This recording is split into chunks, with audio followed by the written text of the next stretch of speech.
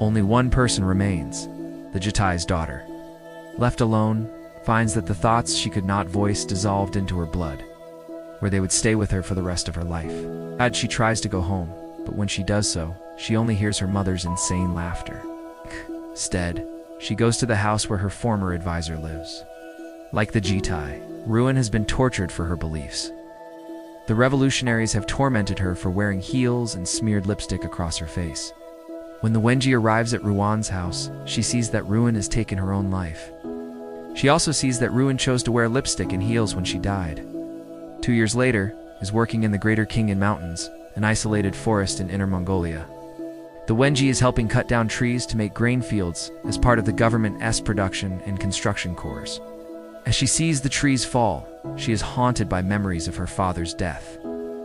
The scale of the deforestation makes the events of the field small and unimportant. It reflects that this massive environmental destruction is a kind of madness. Is stopped in her thoughts by a reporter for the Corps' newspaper. Len points to the rings on the trees, asking the workers to think about how much history they have just cut down. Most of the other workers do not care, but Bai recognizes a kindred spirit in the Wenji. They share a sadness that this once fertile region has become a barren desert. I tells Wenji about an American book known as The Book, is considered reactionary, but certain government officials have been allowed to read it. Bai explains that has inspired him to write to the government in protest of its environmental destruction.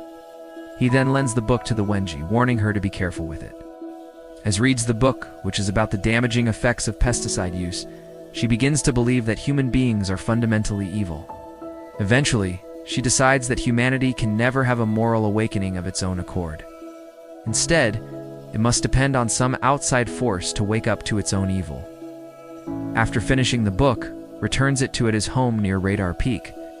Though Radar Peak is ostensibly a military base, it is actually much more mysterious. There is a giant antenna on the top of the mountain, and when the antenna is extended, animals panic and humans fall ill. Sometimes even the weather itself changes. Radar Peak is also heavily guarded, and the people in charge have great power within the communist government. Shows the letter he plans to write to the Chinese leaders in Beijing. He thinks the letter is beautiful, so when she notices how much Bai's hands are shaking, she agrees to copy it down for him. While she writes, Bai wonders how someone as highly educated as the Who, trained as an astrophysicist, can just throw away her skills in a place like the Greater Khingan Mountains. It feels a moment of comfort with Bai, and it is the first time she has felt comfort since her father was killed. But then, she leaves his house and is confronted again by the steel glint of the antenna on Radar Peak.